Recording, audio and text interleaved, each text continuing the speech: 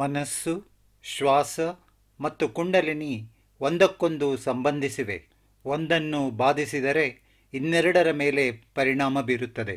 ಇದು ಶ್ರೀ ಅಮ್ಮ ಭಗವಾನರ ಇಂದಿನ ಬೋಧನೆ.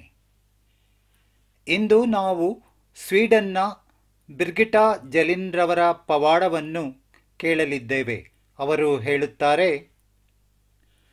ಹತ್ತಿರದ ನಗರದಲ್ಲಿ ಆಗಸ್ಟ್ 21ರಂದು ನನ್ನ ತಾಯಿಗೆ ಆಸ್ಪತ್ರೆಯೊಂದರಲ್ಲಿ ವೈದ್ಯರನ್ನು ಸಂದರ್ಶಿಸುವ ದಿನವನ್ನು ನಿಗದಿಪಡಿಸಲಾಗಿತ್ತು. ಅವರು ತಮ್ಮ ಹೃದಯದ ತಪಾಸಣೆಗಾಗಿ ಹೊರಟಿದ್ದರು. ವೈದ್ಯರು ಶಸ್ತ್ರಚಿಕಿತ್ಸೆ ನಡೆಸುವ ಮುನ್ನ ಅವರ ಹೃದಯದ ನಿಖರ ಸ್ಥಿತಿಯನ್ನು ನೋಡಲು ಕ್ಯಾಮೆರಾವನ್ನು ಅವರ ದೇಹದೊಳಗೆ ಸೇರಿಸಲು ಮುಂದಾಗಿದ್ದರು.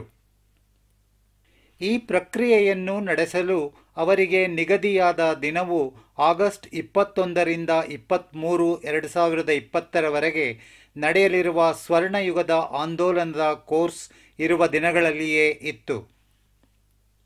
ಅಂದು ಬೆಳಗ್ಗೆ ನಾನು ಶ್ರೀ ಅಮ್ಮ ಭಗವಾನರ ಹೀಲಿಂಗ್ ಟೆಲಿಗ್ರಾಮ್ ಗುಂಪಿನಲ್ಲಿ ಅವರಿಗಾಗಿ ಪ್ರಾರ್ಥನೆಯನ್ನು ಪೋಸ್ಟ್ ಮಾಡಿದ್ದೆ.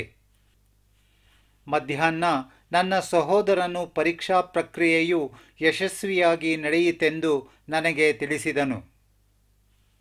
ವೈದ್ಯರು ಶಸ್ತ್ರಚಿಕಿತ್ಸೆಯನ್ನು ಮಾಡಲು ಸಿದ್ಧರಾಗಿದ್ದರು.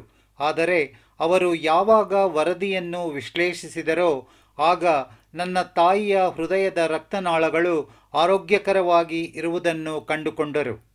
ನನ್ನ ತಾಯಿಗೆ ಹೃದಯದ ಶಸ್ತ್ರಚಿಕಿತ್ಸೆಯ ಅಗತ್ಯವಿರಲಿಲ್ಲ. ನಾನು ಮನೆಗೆ ಬಂದ ನಂತರ ಸಂಜೆ ನನ್ನ ತಾಯಿಯವರೊಂದಿಗೆ ಮಾತನಾಡಿದಾಗ ಅವರು ತುಂಬ ಸಂತೋಷ ಮತ್ತು ನಿರಾಳವಾಗಿದ್ದರು. ನಾವೆಲ್ಲರೂ ಬಹಳ ಕೃತಜ್ಞರಾಗಿದ್ದೇವೆ. ಪ್ರೀತಿಯ ಪರಮ ವೈದ್ಯರಾದ ಶ್ರೀ ಅಮ್ಮ ಭಗವಾನ್ ನನ್ನ ತಾಯಿಯ ಹೃದಯಕ್ಕೆ ಶಸ್ತ್ರಚಿಕಿತ್ಸೆಯ ಅಗತ್ಯವಿಲ್ಲದಂತೆ ಅವರ ಹೃದಯದ ರಕ್ತನಾಳಗಳನ್ನು ಅಷ್ಟು ಅದ್ಭುತವಾಗಿ ಗುಣಪಡಿಸಿದ್ದಕ್ಕಾಗಿ ನಿಮಗೆ ಅನಂತಾನಂತ ಧನ್ಯವಾದಗಳು.